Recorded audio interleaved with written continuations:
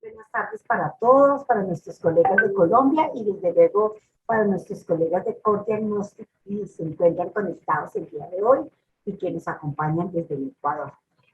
Muy importante la presentación que nos hacía Paola, y fíjese que a veces uno, no es automatizar por automatizar. O sea, uno puede encontrar muchos equipos, pero se tiene que tener la claridad de qué es lo que quiero en tecnología, que aporte a la validez diagnóstica del resultado y que no es automatizar por ganar tiempo y velocidad en sacar un resultado, sino cómo la selección tiene que tener los criterios muy bien definidos.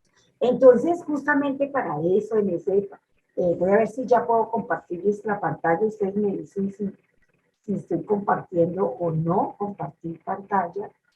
Creo que está aquí. Y me dicen si pueden ver mi pantalla. Sí, perfecto. Ella dice LabCare de Colombia por Diagnostics. Sí, señora. Perfecto. Entonces, justamente hoy vamos a hacer este recorrido por lo que hemos denominado el panorama clínico y analítico de la segmentación globular. Como bien lo decía el doctor Carlos Torres, ya más de 70 años con lo que ha sido un clásico en el diagnóstico, que ha sido la velocidad de segmentación globular, como decimos, lo hemos llamado siempre, y en donde, digamos, hay unos temas de armonización de, ¿cuál es el nombre correcto? Velocidad de segmentación globular, Ah, sí, sí. segmentación, y en donde, digamos, en el lenguaje colombiano, la normativa, los CUPS, permiten las dos denominaciones, ¿no? Velocidad de segmentación globular y entre paréntesis el dicho de segmentación. Lo cierto sí es que con este parámetro que lleva, no todos llevamos esos 70 años procesando, pero sí estoy segura que quienes en nuestra carrera recordamos nuestros momentos de ensangrentamiento, montando tubos de nitrógeno, y todos, o sea, sangre por todas partes cuando hacíamos este tipo de parámetros. Hoy realmente lo que se espera desde el punto de vista del rol del profesional del laboratorio en esa gestión clínica es que entendamos la necesidad de tomar decisiones costo efectivas frente a los parámetros. Cuando hablamos de decisiones costo efectivas, estamos diciendo de la importancia que como profesionales entendamos cómo han cambiado y aumentado los volúmenes de trabajo a nivel de los laboratorios. Cómo se hace necesario optimizar los recursos, el manejo presupuestal del laboratorio en el consumo de reactivos, de consumibles, etcétera. Cómo también muchos de los líderes en los laboratorios se ven abocados día a día a una reducción de personal. Cómo es responsabilidad nuestra también garantizar la bioseguridad de nuestros colaboradores en los procedimientos de análisis. Cómo tenemos que tomar decisiones que, si bien es cierto, mejoren oportunidad, mejoren velocidad en tiempos de respuesta, nunca podrán estar aislados de velocidad de costos, de seguridad y de validez diagnóstica de cada uno de nuestros pacientes. Por eso hoy en este recorrido, nuevamente tenemos como invitada central a mi doctora María Clemencia Garnica, quien es ampliamente conocida en nuestro medio, es una líder, porque nos enseña desde lo vivencial, desde la experiencia, no desde lo leído, sino desde lo vivido, que es una parte muy importante para nosotros en el conocimiento. Entonces, justamente hoy en esta revisión del panorama clínico y analítico de la sedimentación, vamos a trabajar con ella una serie de preguntas en gradualidad que van desde que, recordemos lo básico, que es la sedimentación o la velocidad de sedimentación globular, su importancia clínica, y nos centremos en esas herramientas conceptuales importantes que tendremos que tener a la hora de decidir automatizar este parámetro, que es una de las responsabilidades que tenemos desde la gestión clínica laboral.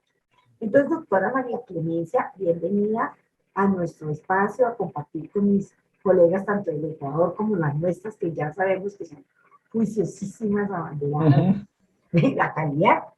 Y le damos la bienvenida a nuestro espacio el día de hoy para que abordemos desde lo básico y empecemos con esa primera pregunta que todos tendríamos que decir. ¿Qué será lo que tengo que recordar? ¿Qué es la velocidad de sedimentación globular y qué tipo de método de ensayo es? Bueno, gracias, doctora Alba Cecilia. Gracias al doctor Carlos por la invitación a participar en esta charla tan interesante como siempre.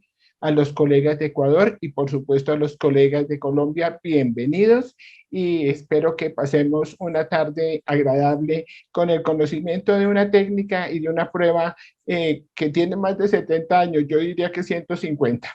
Y entonces, pero que está actualizada y que debemos actualizarla en nuestro laboratorio. Entonces, ¿qué es la eritrosedimentación globular?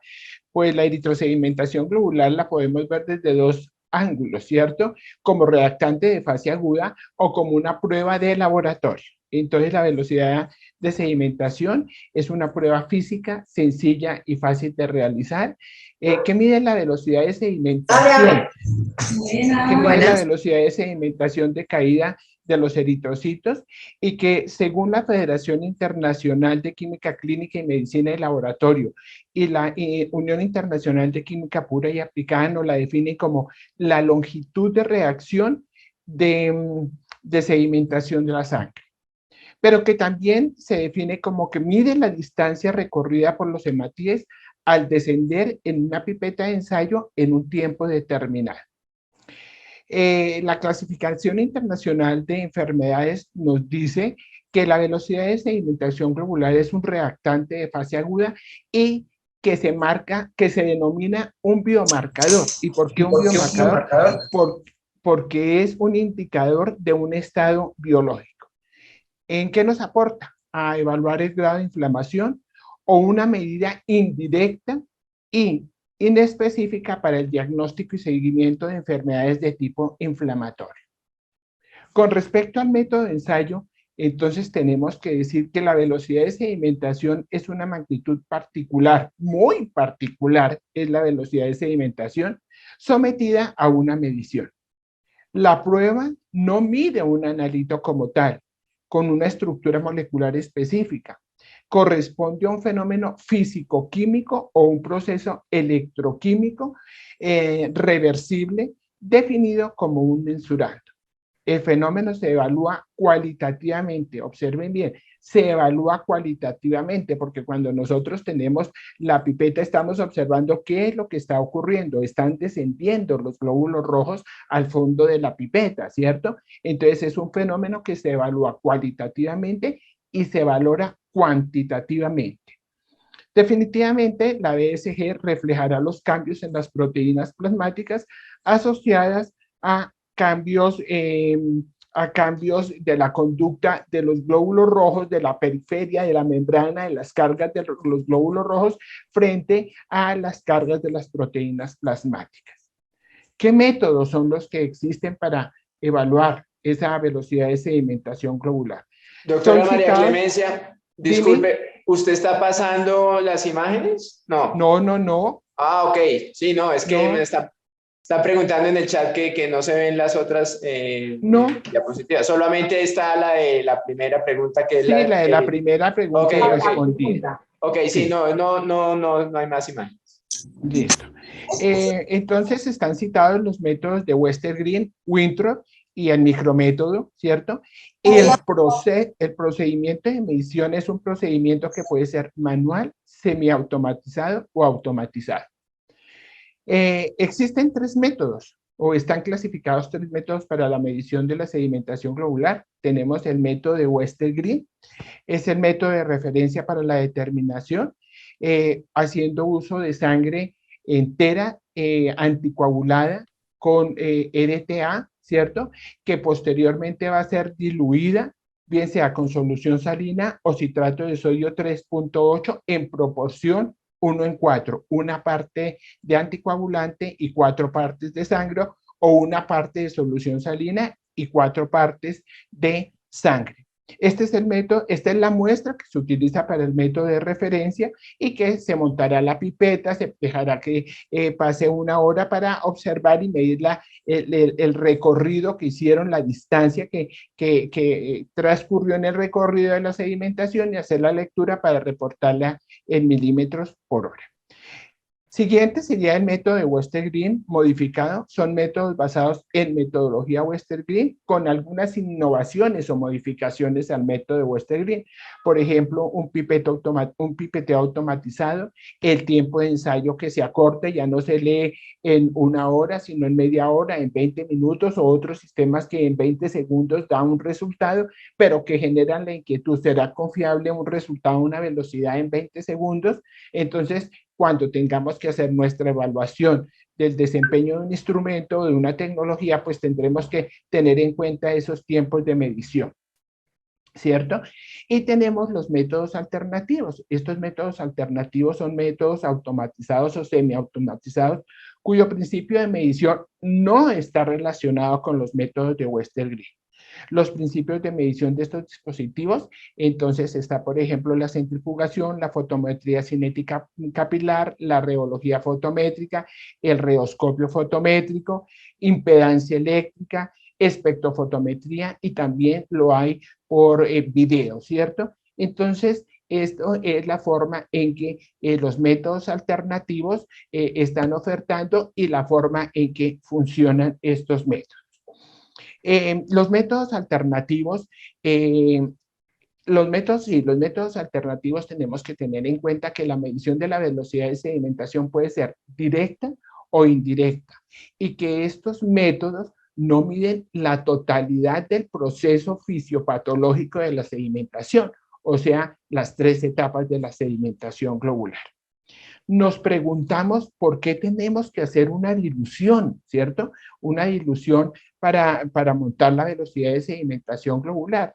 Entonces, sencillamente es para evitar la formación de agregados eritrocitarios que originan una interfase e incrementan la velocidad de sedimentación globular. También puede ser para corregir las diferencias de la longitud y diámetro interno de los tubos y que afectan la lectura de las muestras, especialmente cuando hay hematocritos por encima de 35.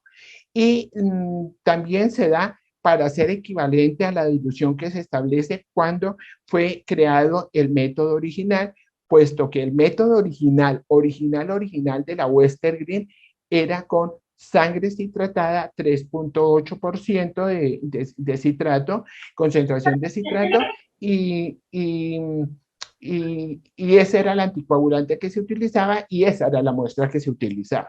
Sí, señora. Ok. Ay, perdón. Aquí no. Muy bien, doctora, que me miran la importancia, digamos, y de tener en cuenta y de ser consciente de las características que tiene el método gold estándar y el método de referencia. Y miren, doctores, que estas son de los principales insumos cuando ustedes van a seleccionar su automatización.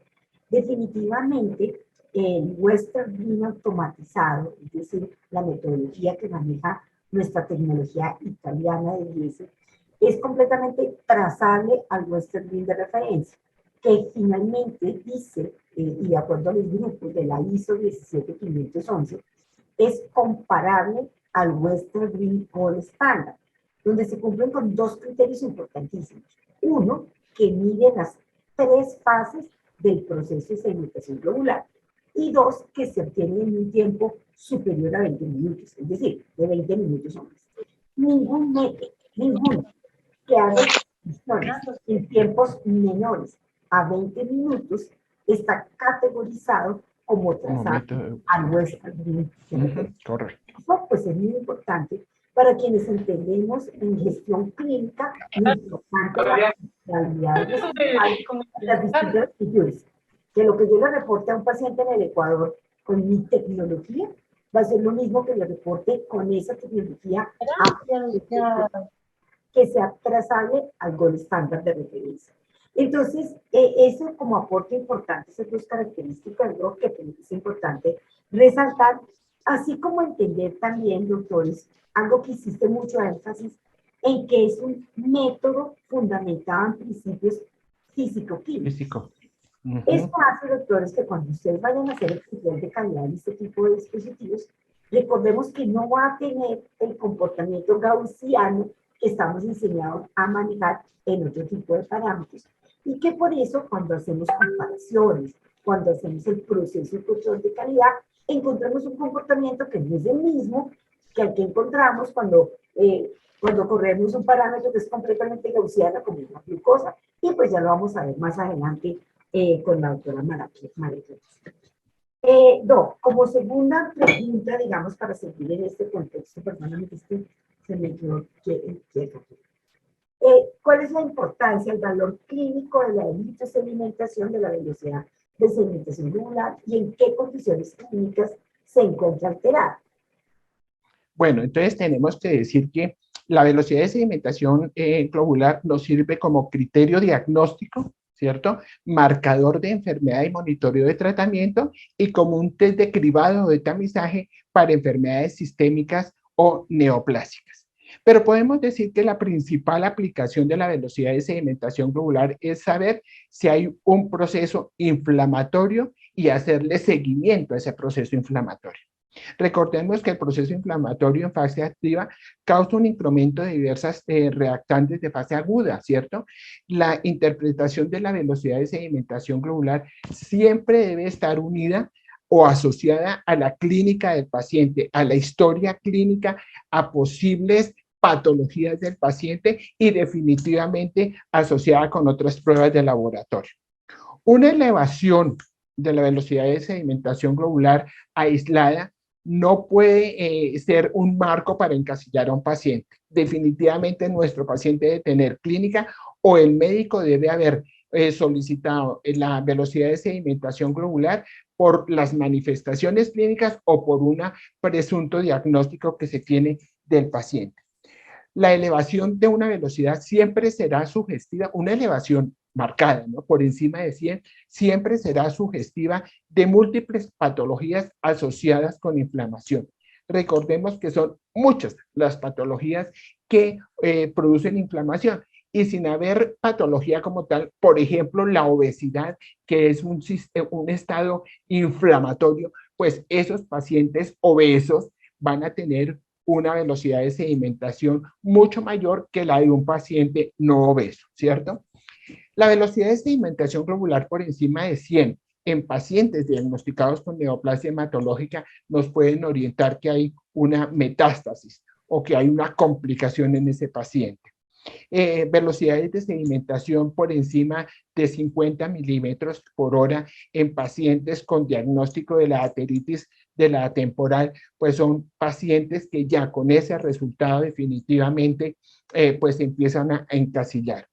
Velocidades de sedimentación mayores a 40 es un criterio diagnóstico para la polimialgia reumática, pero si ustedes se dan cuenta que he mencionado valores como tal, 100, 50, 40 milímetros de sedimentación y que están relacionados con el diagnóstico del paciente. En las discrasias de las células plasmáticas, pues es importantísimo ese marcador de velocidad de sedimentación globular, porque recordemos que hay paraproteínas anormales, clonadas, cargadas positivamente, que pues van a evitar que van a favorecer que los glóbulos rojos, más bien, van a favorecer que los glóbulos rojos se adosen y haya formación de rulo, por ende la velocidad de sedimentación será más acelerada y es un marcador de enfermedad y también es un marcador cuando se hace plasmaféresis en el paciente, porque si le hacemos plasmaféresis, estamos sacando plasma que tiene mucha paraproteína y que va a acelerar esa sedimentación, por ende será un buen marcador de una plasmaféresis. Entonces, definitivamente, valores por encima de 100 estarán siempre asociados con patología. Hablábamos de que la velocidad de sedimentación globular la podíamos utilizar como criterio diagnóstico, ¿sí? ¿En qué situaciones? Definitivamente, la evidencia es que en la polimialgia reumática y en la ateritis de la temporal, pues sirven como criterio diagnóstico. Como marcador de enfermedades y monitoreo de tratamiento, pues tenemos todos los procesos inmunes como el lupus y el Sjögren, la colagenosis, la artritis reumatoidea, la polimialgia reumática, enfermedades de Hodgkin, los linfomas. Y como test de cribado, tamizaje para enfermedades sistémicas neoplásicas, en oncología se utiliza mucho, es un marcador de evolución o de agresión de la masa tumoral, entonces en el cáncer de gástrico, de próstata, colorectal, definitivamente está asociado muchas veces los incrementos con metástasis y agresión, ¿cierto? No podemos olvidar que también son marcadores de inflamación aguda, un proceso séptico, bien sea por virus o bacterias, congelación, heridas, trauma, hiperfibrinogenemia, meningitis. Todo esto conlleva a unos procesos de inflamación aguda que van a elevar el valor de la velocidad de sedimentación globular, pero también estamos frente a inflamaciones crónicas, ¿cierto? Y entonces, pues, vamos a utilizarla, digamos, como control de la actividad de la enfermedad, en enfermedades cardiovasculares, enfermedad coronaria arterial, enfermedad inflamatoria pélvica, complicaciones diabéticas, infecciones asociadas a prótesis ortopédicas, desórdenes metabólicos. Entonces, definitivamente, aunque no es sensible y específico, sí orienta, aporta al diagnóstico, al tratamiento y a la evolución. Entonces, mi doctora Clemencia, muchísimas gracias. Definitivamente, digamos, lo que usted nos comparte en este momento, la importancia clínica, coincide perfectamente con los hallazgos del Working Group del ISSH, donde ellos concluyen que definitivamente la velocidad de sedimentación globular es imprescindible en que se realice de manera estandarizada y cuidadosa para que aporte desde el punto de vista clínico y que ejerza ese papel como primera indicación de una enfermedad en desarrollo en ciertos casos donde otros parámetros todavía andan normales, pero que un marcador muy sensible de que algo no está bien sigue siendo la velocidad de sedimentación globular. De pronto, para mis colegas de Ecuador que no escucharon la primera parte, hacíamos mucho énfasis en todas las recomendaciones a nivel internacional de que cuando se seleccione la automatización para la velocidad de sedimentación globular, el consenso concluye la importancia que sea trazable al Western Green de referencia. Y eso está dado porque la medición se haga en un tiempo de 20 minutos o más y que el método automatizado efectivamente evalúe las 3 fases del proceso de sedimentación globular. ¿Listo? Entonces, Doc, terminando para que finalicemos y nos vayamos ya a la parte netamente analítica, quería hacerle una tercera pregunta que nos hacen también mucho los clínicos, y es desde su experiencia, la solicitud o en paralelo o en complementario de la velocidad de sedimentación globular más la PCR, más la proteína C reactiva. ¿Qué nos podría comentar al respecto? Bueno, la experiencia definitivamente me dice que las dos pruebas, tanto la proteína C reactiva como la velocidad de sedimentación globular, están al mismo nivel, ¿cierto? Pero eso depende de la prueba que yo oferte. Yo no puedo competir con una PCR ultrasensible y con una velocidad de sedimentación manual. O no puedo tener una velocidad de sedimentación automatizada y una PCR semicuantitativa. O sea que yo, para competir y tenerla al mismo nivel, tengo que tener el top de top en las pruebas, tanto proteína C reactiva como velocidad de sedimentación globular. Definitivamente el mejor contrincante, el mejor competidor de la velocidad de sedimentación globular, pues es la proteína C reactiva. No podemos olvidar que las dos son reactantes de fase aguda, ¿cierto? Y entonces van a estar presentes en el proceso inflamatorio, no importa de dónde venga o la causa del proceso inflamatorio. Tenemos que tener en cuenta el periodo de vida de la proteína C reactiva y de la velocidad de sedimentación globular, porque a veces son solicitadas al mismo tiempo y hay respuestas, hay discrepancias en los resultados. ¿Pero por qué se da eso?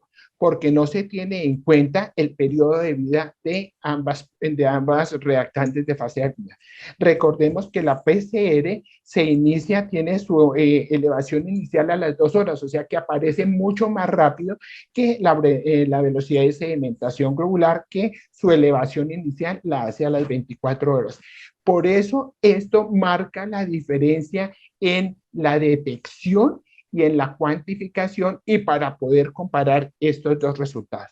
Pero definitivamente, si yo tengo el conocimiento de la diferencia del periodo de vida, de la iniciación, de la elevación de estos dos reactantes, pues definitivamente la velocidad de sedimentación globular y la proteína C reactiva son pruebas complementarias. Su determinación aporta a la evaluación clínica, al manejo de infecciones complejas, diagnóstico temprano, seguimiento como marcador pronóstico, evalúan el grado del proceso inflamatorio y orientan las estrategias antibióticas. Definitivamente tengo que tener unas buenas pruebas tanto de proteína C reactiva como velocidad de sedimentación para hablar de que están al mismo nivel estas dos pruebas. Perfecto. Antes de que pasemos a hablar directamente ya del tema de la automatización, como hemos hecho tanto énfasis en la medición de las fases de la velocidad de sedimentación, justamente porque si el equipo no mide esas tres fases, se verá altamente afectado. Cualquier tecnología que no mide esas tres fases, se verá afectada la validez de sus resultados por muestras de pacientes anémicos o con otras condiciones clínicas como la paraproteinemia. En ese orden de ideas, justamente la doctora Gloria Moncada nos hace una pregunta sobre su opinión acerca del hematocrito y la corrección del hematocrito frente a pacientes anémicos que tengan el hematocrito bajo. Sí. Bueno, para la doctora Gloria, ¿qué le quiero decir? Ya no se tiene en cuenta la corrección del hematocrito. Sin embargo, cuando uno lee los brochures de algunos instrumentos, algunos instrumentos hacen la corrección por un algoritmo, hacen la corrección dependiendo del hematocrito del paciente por un algoritmo. A mí me gustaría preguntarle a Paola si el Minicube, leí algo de que el Minicube, uno le introduce el hematocrito, el valor del hematocrito del paciente y automáticamente el instrumento me hace la corrección de la velocidad de sedimentación globular por de acuerdo al hematocrito. Definitivamente ya no se utiliza hacer esa corrección, ¿cierto? Nuestros analizadores todos hacen corrección de la velocidad en base al hematocrito. Ah, bueno, entonces, a ver, el analizador los hace solo, o sea, automáticamente, porque en el brochure del Minicube leí que uno le ingresaba el valor del hematocrito al equipo y el equipo ya me leyó la sedimentación, le introduzco el valor del hematocrito y entonces él me hace la corrección pertinente. ¿Es así que ocurre? Correcto, o lo trae directamente del LIS, si tiene una conexión. Un poquito más fuerte porque no se escucha bien. Correcto, así es, o lo trae directamente del LIS.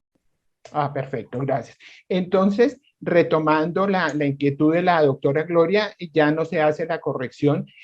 Recordemos que si nosotros hacemos un Western Green manual, pues la pipeta es una pipeta que nos da el espacio para que los hematíes desciendan y pues, digamos, esto me permite visualizar el comportamiento de esa velocidad. Recordemos que la masa de glóbulos rojos es el indicador de lo que migraron los glóbulos rojos. Lo interesante es saber que hay un alto nivel de reactantes de fase aguda como el fibrinógeno, la proteína C reactiva, la misma velocidad, la ferritina, ceruloplasmina, alfa-2, betaglobulina, que son las que hacen que esos glóbulos rojos, hartos o pocos, pues asciendan más rápidamente. Por ende, ya no se le da la importancia a hacer esa corrección en los métodos manuales. Ok, muchas gracias, doctora Clemente. Entonces, ahora sí, arranquemos a hablar de los valores agregados de la automatización. Y empecemos por mirar, digamos, cuáles son esas variables preanalíticas a considerar. Ay, perdón, me salté la pregunta porque después, no sé. Albacé, no se te escucha muy bien. No sé si los demás participantes te escuchan bien. Ahí ya me escuchas mejor. Ya mejoró. Sí, imagínate, ahí sí, esto es como en la tecnología. El ingeniero Danilo vino a revisar el equipo y quedó peor. Entonces, me mandaron fue a Danilo, no a otro ingeniero. Pero bueno, entonces, doctora, ¿ahí me escucha mejor? Sí. Sí, mejoró, sí, señor. Ok, Hablemos entonces de las ventajas de la automatización, cuáles son esas bondades que tiene automatizar y cuál es el principio de la automatización en la cual se fundamenta nuestra tecnología de Script. Que la hace tan alta, que la hace una metodología completamente trazable al Westergreen de referencia. Bueno, entonces voy a hablarles primero de las ventajas, aunque ya Paola nos expuso muchísimas ventajas de la automatización. Yo quiero hacer una globalización de estas ventajas porque después vamos a decir realmente cuáles son puntualmente las grandes ventajas de nuestros instrumentos de DIESE. Entonces, una de las principales ventajas, y yo creería que la más importante ventaja, es la reducción de la probabilidad del error humano. O sea que se puede decir que desaparece el error humano, donde siempre le estamos embarrando cuando estamos montando un procedimiento, porque el afán, porque la falta de conocimiento, porque la carga de trabajo, porque hay que hacer múltiples actividades, nos permite no tener una como buena concentración o una buena mecánica en los procedimientos técnicos del laboratorio. Entonces, definitivamente, la automatización en la velocidad de sedimentación globular sí se ve reflejado en la reducción de la probabilidad del error humano. ¿Qué me aporta? ¿Qué ventajas me aporta? Pues definitivamente que con el mismo tubo del hemograma pues se monta la velocidad de sedimentación globular y no tengo que tener un tubo extra para montar esa sedimentación, ¿cierto? Entonces nosotros pensamos que sí deberíamos incorporar a todo hemograma una velocidad de sedimentación globular y eso sería lo ideal, porque cuando nosotros tenemos reactantes tanto celulares como proteicos, y celulares estoy hablando de los leucocitos, que es un reactante de fase aguda expresada por leucocitos y especialmente por neutrofilias en el proceso infeccioso o en las neoplasias de tipo linfoide, que hay leucocitosis, linfocitosis en las leucemias linfoides crónicas. Entonces, ese es un valor agregado, hacerle a todo cuadro hemático una velocidad y hacer una correlación. Si hay un reactante celular, como los leucocitos o inclusive como las plaquetas que actúan como reactantes celulares y hacer la correlación con la velocidad de sedimentación globular. Elimina las interferencias relacionadas con la dilución, porque ya en el método automatizado pues no se utiliza hacer dilución, sino se utiliza directamente una muestra de DTA. Por algoritmos, el instrumento me va a hacer el cálculo de la velocidad de sedimentación globular y me la va a condicionar a metodología Westergreen y va a ser reportada como tal. Compatible con diferentes referencias de tubos chicos, grandes, de tapa de Mogat, de tapa de caucho, diferentes marcas, diferentes referencias de tubos de DTA. Es un proceso que está estandarizado porque no hay intervención manual, no hay intervención humana, sino se alimenta el instrumento, él mismo lo mezcla, entonces pues elimina la intervención humana y está estandarizado el procedimiento que todas las muestras se van a mezclar el mismo número de veces con la misma inclinación, etcétera. No hay consumo de la muestra porque la hace directamente en el tubo, o sea, no hay un capilar como en otros sistemas, que ese capilar se llena con sangre y en ese capilar se lee la sedimentación, sino que directamente en el tubo se lee, o sea que hay un menor riesgo de derrames, aerosoles, contaminaciones, manipulación de la muestra, donde pues me genera un riesgo biológico. Reducción del tiempo de lectura, ya dijimos que en 20 minutos, incorpora un control de calidad de muestras biológicas compatibles, digamos, en su comportamiento con las muestras humanas, reducción del tiempo de lectura. ¿Qué otra cosa? Se elimina el error de transcripción, ya no tenemos que transcribir, sino que automáticamente los resultados se están pasando. Se procesa un elevado número de muestras, hay disposición de la prueba en cualquier momento, ¿cierto? En las 24 horas se puede montar la prueba porque no se necesita ni precalentamiento del equipo, ni controlar, ni calibrar el equipo, sino que el equipo tiene un buen desempeño y en cualquier momento puede ser utilizado. Resultados que no están afectados por ningún mecanismo que afecte la medición y tanto interferentes intrínsecos a la muestra como extrínsecos, la luz, la temperatura, la vibración, etcétera. Reduce costos, optimiza el flujo de trabajo y los recursos definitivamente, y es amigable con el medio ambiente. Entonces, todo esto hace que, al ver todas estas ventajas, hace que yo pues me quiera pegar a la automatización, ¿cierto? Ahora, respondiendo que cuál es el principio de medición en los equipos de DIESE, en los Base Cube de DIESE, entonces tenemos que decir que la medición está basada en la metodología Western Green. Eso es importante, ¿por qué? Porque el instrumento tiene la característica de evaluarme las 3 fases de la sedimentación globular, no solamente una fase, como los otros instrumentos. Ojo, los otros instrumentos la pueden sacar más rápido, ¿pero por qué? Porque solamente tiene en cuenta el primer proceso de sedimentación, o sea, la formación de rulón, no tiene en cuenta la segunda y tercera fase de la sedimentación. Entonces, esta es la ventaja de nuestro instrumento, que lee las 3, tiene en cuenta las 3 fases de la sedimentación. Es un método de detección optoeléctrico que acopla un sistema óptico a un sistema electrónico. Y a través de sensores, pues definitivamente mide la dirección que experimentan los rayos de luz y la reflexión. En la refracción también cambio de opacidad en la columna. Entonces, de esa manera es como el instrumento lee la velocidad de sedimentación globular. No podemos olvidar las 3 fases de sedimentación globular, que no solamente las vemos macroscópicamente cuando hacemos el montaje de la Western Green Gold Standard, que yo veo cómo descienden realmente los glóbulos rojos, sino que esto mismo está ocurriendo en los instrumentos. Entonces recordemos que la primera fase es la formación de agregados en formas de pilas de moneda, que lo hace a un descenso lento. La velocidad es lenta. Luego viene una segunda fase, la formación de esferas y agregados. Y entonces hay unos agregados, y como los agregados son mayores, pues pesarán más y descenderán más rápidamente, pero la velocidad es constante. La primera es lenta, la segunda es rápida, pero la velocidad es constante.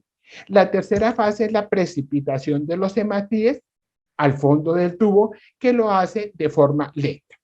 Entonces, que nos quede claro que la velocidad de sedimentación globular no tiene una dinámica de sedimentación regular, no tiene un movimiento continuo a la misma velocidad, sino que sigue una curva sigmoidea.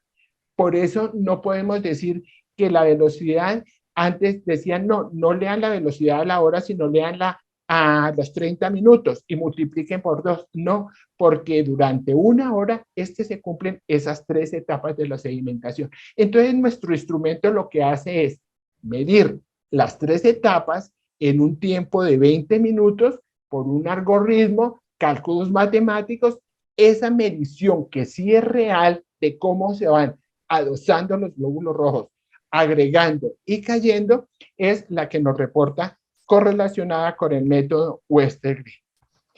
No olvidemos que lo que ocurre es unos cambios físicos de una interacción entre los glóbulos rojos y las proteínas plasmáticas. ¿Cuáles son las ventajas puntuales de nuestro Base Cube, de estos equipos? Que mide el proceso fisiopatológico completo, que hace una mezcla interna, entonces me permite la desagregación de los hematíes para que comience de cero ese movimiento de los glóbulos rojos. Eso es lo que pues tendríamos que decir al respecto, mi querida doctora Albacete. Entonces, nuevamente, pues enfatizar en las bondades y en las ventajas de la automatización de DIESE de nuestros equipos de Cube y Minicube. Definitivamente, la trazabilidad que da estimar las 3 fases del proceso, que es fundamental, ¿cierto? Entender que los otros equipos de automatización que existen en el mercado están más soportados sobre la reometría, que básicamente es una medición de viscosidad que no es equiparable, por lo tanto se deben de considerar los otros tipos de automatización métodos alternativos, ¿cierto? Y que en ese orden de ideas, pues, fíjense en cómo Best-Cube, entre otras sus características, elimina desde todo punto de vista la posibilidad de cualquier arrastre, lo que no pasa en los métodos geométricos, es decir, en todo otro tipo de automatización que funcione por el fundamento de la geometría o la viscometría, siempre va a haber carry-over. En las metodologías de IES, efectivamente, no tenemos esa complicación de los arrastres, y fíjense que dentro de un proceso de verificación, pues es un parámetro menos con el cual tenemos que estar lidiando, de estar sospechando que podamos estar teniendo este tipo de interferencia. Viendo qué variables preanalíticas debemos considerar que puedan afectar en una automatización en la calidad del resultado. Albacete, antes de contestarte esta pregunta, quiero agregar algo. La instrumentación o la tecnología Best-Cube también es importante tener en cuenta como ventaja la reproducibilidad de los resultados. Si tú montas la misma muestra 20 veces, no te va a dar 1 milímetro más o 1 milímetro menos, sino que realmente hay una consistencia de resultado de la velocidad de sedimentación globular, o sea que son resultados consistentes y reproducibles, que son resultados controlados porque maneja control de calidad, que son resultados que no son afectados por interferentes como el hematocrito, como la calidad de la muestra, la ictericia, la hemólisis, la lipemia, ¿cierto? Que no sean afectados por interferentes internos o externos. Eso es algo importante. Recordemos que hablábamos, la doctora Gloria nos preguntaba algo acerca del hematocrito del paciente. En otros instrumentos, no solamente la velocidad está afectada por el hematocrito del paciente que tiene que hacer sus correcciones, sino por la calidad del glóbulo rojo, porque nunca pensamos que algunas alteraciones propias del glóbulo rojo pueden modificar la velocidad de sedimentación globular. Por ejemplo, si estamos frente a hemoglobinas inestables, a hemoglobinopatías, pues esas hemoglobinopatías producen un daño estructural, o hay un daño estructural de los glóbulos rojos que afecta que la sedimentación se lleve a cabo. Cuando estamos frente a poiquilocitosis, alteraciones de la forma del glóbulo rojo, pues esa serie de formas irregulares en las membranopatías, cuando hay una rigidez de la membrana del glóbulo rojo, pues impiden la formación del rulón, y al impedir la formación del rulón, pues definitivamente la sedimentación no va a ser la que le corresponde a la situación del paciente. También tendríamos que tener en cuenta el tamaño del glóbulo rojo. Todo esto que les he mencionado es eliminado en la tecnología de Best-Cube. Ahora sí, tomando la pregunta de qué variables preanalíticas a considerar pueden afectar el resultado de eritrosedimentación, tendré que hablarles de las variables que me afectan en el modo manual y cómo estas son las que generan que yo me cambie a tecnología automatizada.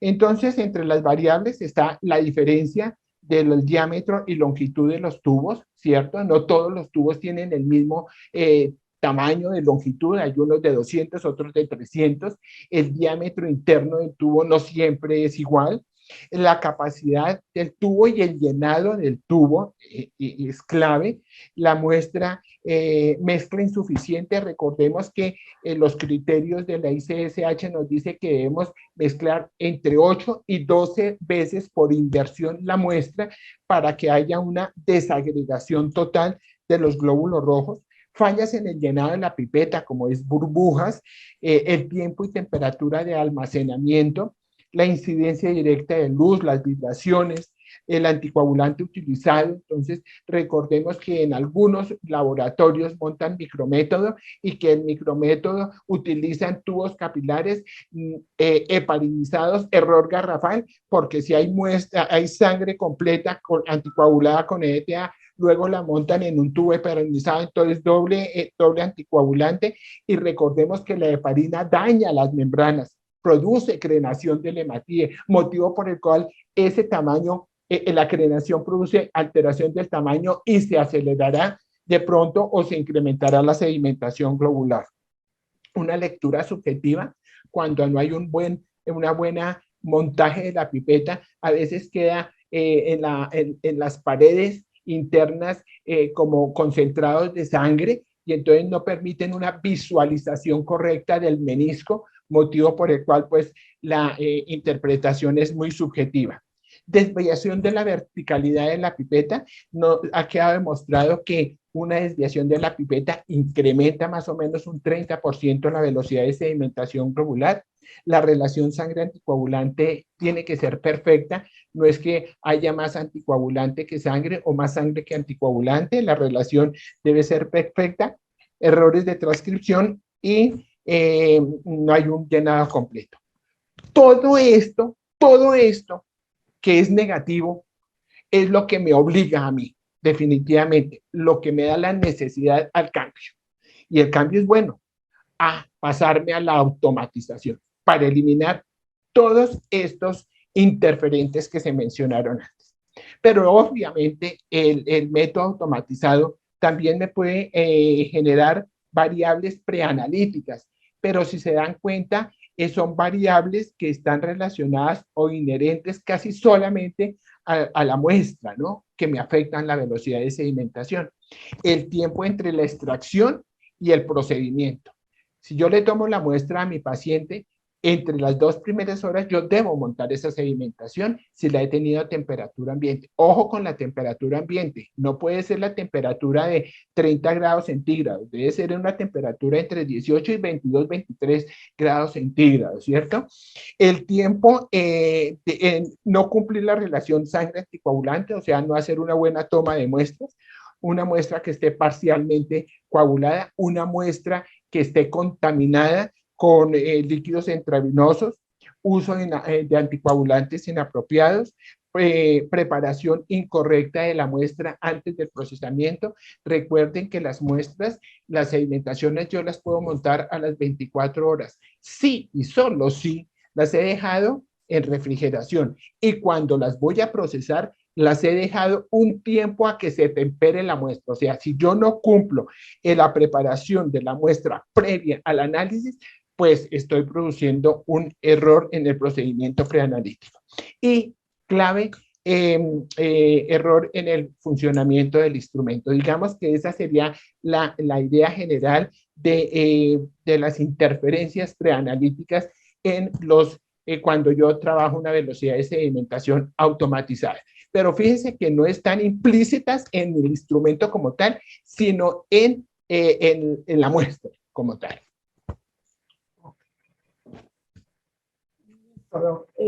Digamos que en un lenguaje muy coloquial uno tendría que decir, la velocidad mata. Sí. La velocidad mata, definitivamente. Si bien automatizamos, la parte preanalítica debe de requerir todo nuestro detalle y nuestras buenas prácticas, ¿no?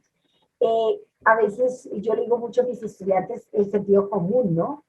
El sentido común le diría a uno, si lo que quiero es ver cómo cae el hematíe, pues entre más estrecho es el tubo, más afectada va a estar la validez de la medida. Por lo tanto, pues uno entiende cómo lo que aprendimos hace mucho tiempo en esos capilares, pues tenemos que desaprenderlo. Segundo, que yo no puedo querer sacar un parámetro que está estandarizado en el deber ser de 1 hora, sacarlo en 20 segundos, porque la velocidad mata, y mata la credibilidad del parámetro. Entonces, ahí pues serán decisiones importantes que tendrán que nuestros colegas considerar a la hora de decidir su proceso de automatización. Hablemos ahora sí de sus recomendaciones, lo que podríamos decir el ABC del aseguramiento de la calidad en la velocidad de sedimentación globular automatizada. ¿Cuáles serían esas de tu vivencia, las recomendaciones para el control de calidad interno y externo en el aseguramiento? Bueno, entonces la velocidad de sedimentación automatizada es una prueba confiable, sensible y reproducible. Sí, y solo sí está apoyada con procedimientos de calidad. Entonces yo no puedo ofertar una prueba de BSG automatizada si no cuento con controles de calidad, si no cuento con controles conmutables que se asemejen a las muestras de los pacientes. Yo no puedo darme el lujo de utilizar controles de látex porque es que la muestra del paciente no es un látex. Entonces yo tengo que tener una comparabilidad entre mi control y la muestra del paciente. Entonces, como hablamos de contar con material de control interno, algunas de las características de este control, ¿cuáles son o cuáles deben ser? Que el control debe ser apropiado para determinar el fenómeno de la velocidad de sedimentación globular de forma mensurable. ¿Qué significa? Que en mi control, en su producción, en su calidad, tenga un comportamiento de las cargas negativas de los glóbulos rojos dadas por el ácido ciálico, más las proteínas de ese control que me produzcan la aceleración. O sea que definitivamente la conmutabilidad en el comportamiento, en la calidad de la matriz y en cómo se desempeña esa matriz debe ser semejante a la muestra de un paciente. Los controles deben ser representativos de las muestras de rutinas, o sea, con características de conmutabilidad. Y recordemos que la conmutabilidad es lo que imita las características de la muestra del paciente para poder utilizarla. Por eso aquí no van, no aplican, no es lo ideal utilizar controles de látex. Los valores de referencia en las matrices de control deben incluir intervalos que reflejen la condición de normalidad o de patología de mis pacientes. Entonces, la CLS nos recomienda utilizar unos controles que cubran el rango entre 15 y 115 milímetros por hora, que estamos obligados a pasarlos por lo menos una vez al día. Siempre se debe pasar. El ideal es pasarlos si son 3 turnos mañana, tarde y noche, pasar los 3 turnos. Si no tengo una correlación con resultados anteriores, si el histórico del paciente me cambia ese resultado, o el resultado no se adapta a los cambios del paciente por medicamentos, por tratamiento, por patología, por estado clínico, pues definitivamente yo tendría que pasar a hacer un pase de mi control de calidad intracorrida o intercorrida para mirar el desempeño definitivamente del instrumento, ¿cierto? Participar en programas de ensayos de aptitud, porque esto me va a permitir a mí mirar cómo se está comportando mi instrumento y mis hábitos técnicos manejando una muestra de control externo. Y definitivamente, pues hay que evaluar la eficacia de los resultados frente a la población atendida. Lamentablemente, y es una costumbre de nuestros colegas, solamente generar resultados altos, normales y bajos, y que de pronto miran y los validan, ¿cierto? Pero no hay ese seguimiento para saber si realmente el resultado fue oportuno para diagnóstico, monitoreo, tratamiento o para tomar una decisión o una conducta. Entonces, definitivamente, sí debemos hacer esa evaluación del monitoreo. Eso sería lo que tendría que decir. Viendo, completamente de acuerdo. Es decir, fíjate que has hecho un énfasis importante en la conmutabilidad del material de control. ¿Para qué? Para que podamos hacer inferencias de que lo que está pasando en el material de control también está ocurriendo en las muestras de nuestros pacientes.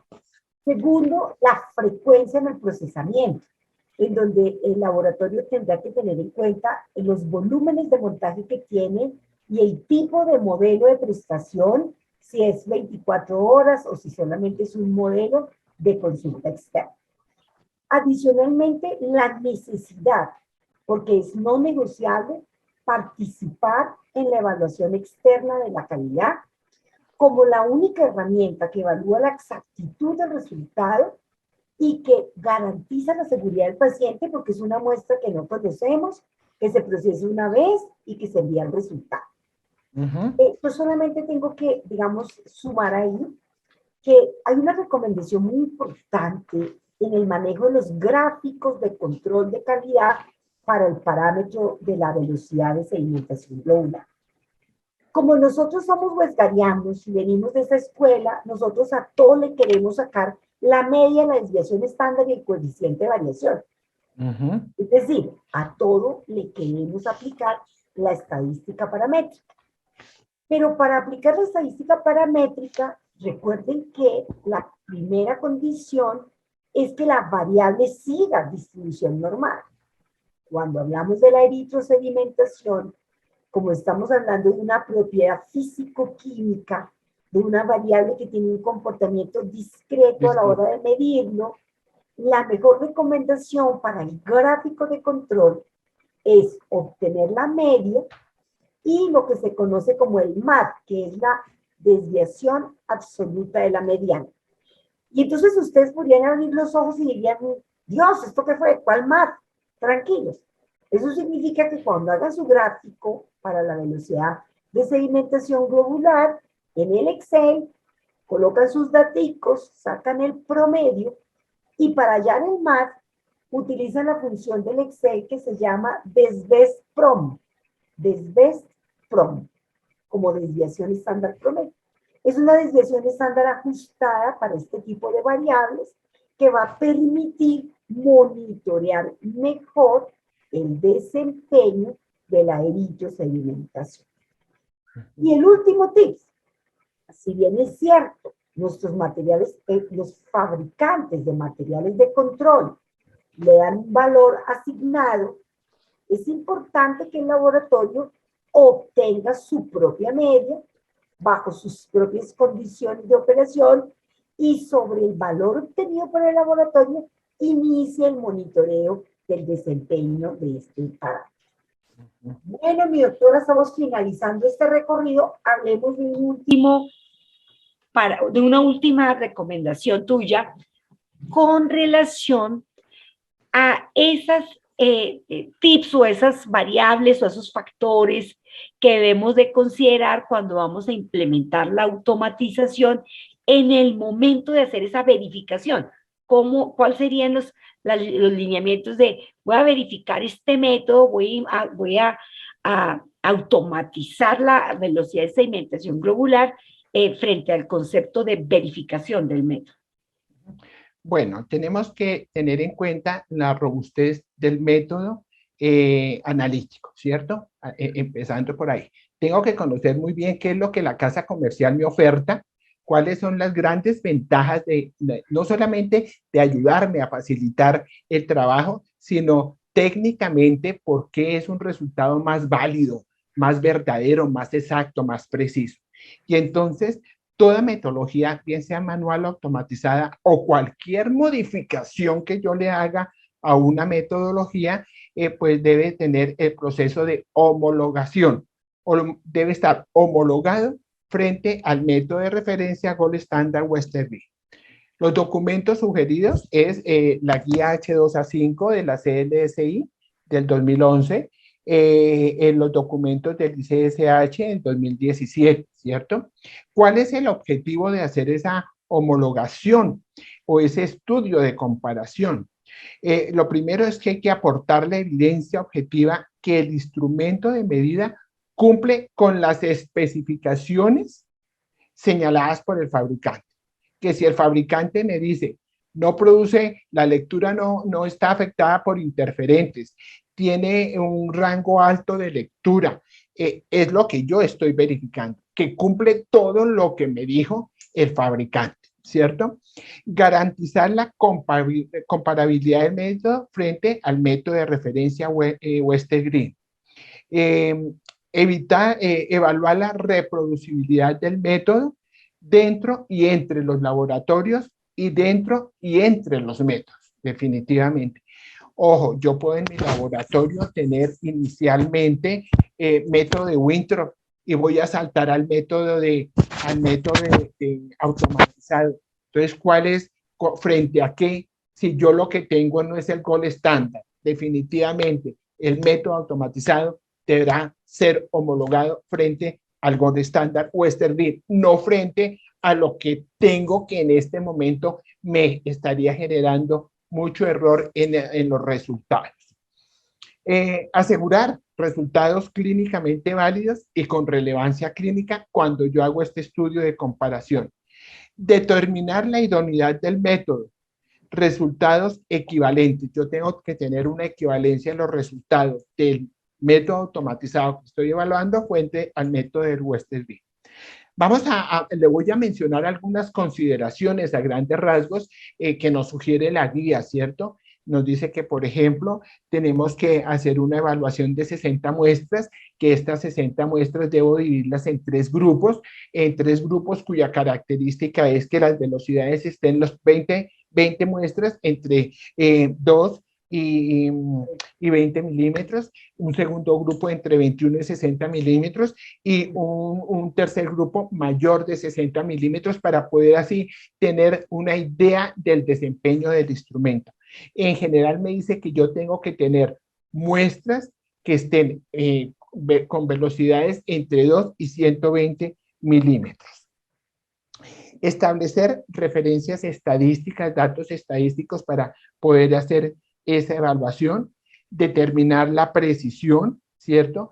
De los resultados, evaluar el arrastre, si de pronto el sistema tiene un sistema capilar, mirar si hay una buena limpieza de la cubeta o no quedan restos de la muestra anterior que me esté afectando. Entonces, evaluación de arrastre cuando aplique al tipo de instrumentación, hacer el estudio de los interferentes, bien sea por hemólisis, ictericia o lipema, el nivel del interferente, ¿cierto? El nivel, digamos, de lípidos que me causen lipemia, y entonces hasta cuánto es aceptado el valor de lípidos que no me van a generar una interferencia en la determinación de la velocidad.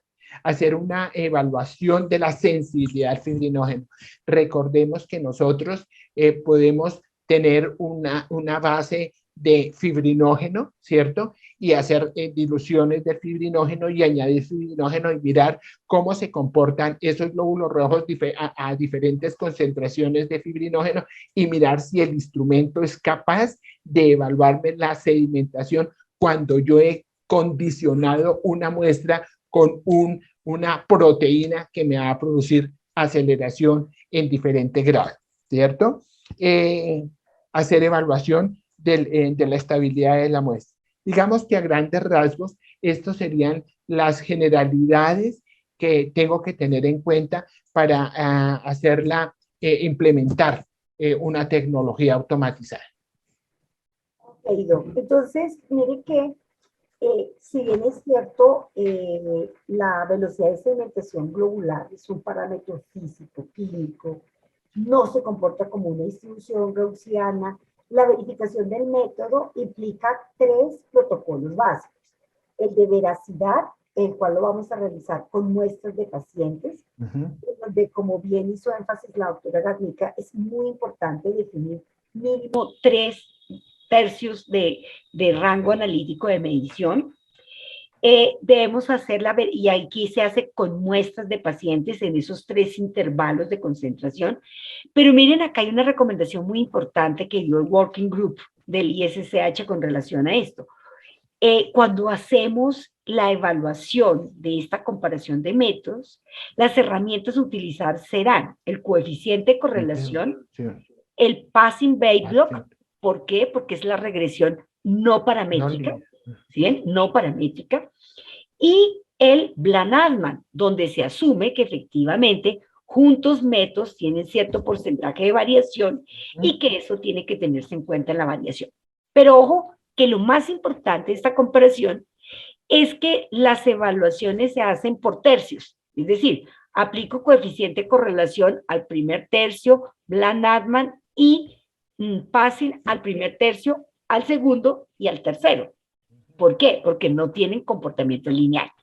A veces nos confundimos y metemos todo en un mismo talego, todos los 30 pacientes o los 60 pacientes, lo que hayan decidido, y le aplican a todos la misma herramienta. Y no, se tiene que hacer fragmentado. Ya frente a la evaluación de la precisión, como bien nos lo dijo la doctora Clemencia, lo haremos bajo condiciones de repetibilidad y bajo condiciones de precisión intermedia. La gran bondad que tiene nuestra tecnología, así, molto bella, toca decirlo así porque es italiana, para que nos pongamos Capisci. Capisci, molto Capisci. bene. Es que como tenemos material de control perfectamente conmutable, para nosotros verificar el instrumento bajo condiciones de repetibilidad y de precisión intermedia, perfectamente lo podemos hacer con nuestro material de control, con un protocolo EP15A3 o un protocolo EP15A2. 3 réplicas durante 5 días, aplicamos una nova y verificamos la precisión intermedia. Los protocolos que nos mencionaba la doctora sobre el interferograma, sobre el intervalo biológico y sobre la sensibilidad al fibrinógeno, son parámetros que están muy destinados para fabricante, ¿no? Ya en condiciones muy específicas que el laboratorio quiera hacer estos protocolos, pues también está su decisión realizada. Bueno, mi querida doctora Clemencia, no sé si quieras decirle algo más a los participantes. Ya hoy, ese era el recorrido que íbamos a hacer por que no se hizo a velocidad, lo hicimos con la pausa correcta sobre la velocidad de sedimentación globular. No sé si quieres dejarle un mensaje final a nuestros participantes. Bueno, a los colegas que no nos puede dar miedo, la innovación tecnológica es un reto, que no nos debe dar miedo hacer los estudios de verificación, es un reto. ¿Por qué? Porque es un resultado que definitivamente, así no sea específico ni sensible, de todas maneras va a ayudar en diversas patologías.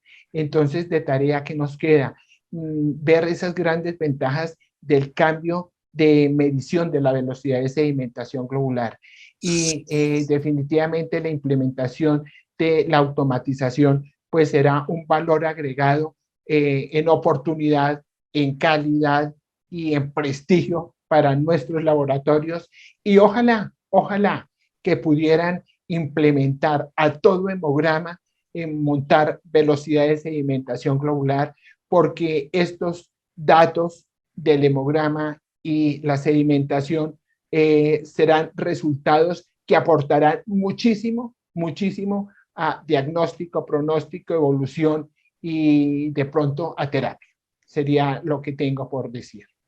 Bueno, mi doctora Clemencia, muchas gracias. Yo también, pues a mis colegas del Ecuador, de Diagnostics, que nos acompañan el día de hoy, a nuestros colegas de Colombia, agradecerles por este espacio, recordarles el rol protagónico que tenemos en el diagnóstico, en el diagnóstico, en el seguimiento de nuestros pacientes, el rol que tenemos en el equipo de salud, y que no es automatizar por automatizar, es automatizar a conciencia, es automatizar sobre el concepto de la gestión clínica, sobre el concepto de la trazabilidad, sobre el concepto de la validez diagnóstica. Entonces, muchísimas gracias por este espacio al ARCAT de Colombia. No sé si nuestro líder Carlos Torres todavía nos acompaña. Sí, muchas gracias por continuar, pues, con estas iniciativas y permitiéndonos estos espacios en los cuales podemos llegar a muchos de nuestros colegas que sé que viven con esa fuerza inquebrantable y con ese deseo, ahí sí, exponencial de seguirlo haciendo bien. Gracias.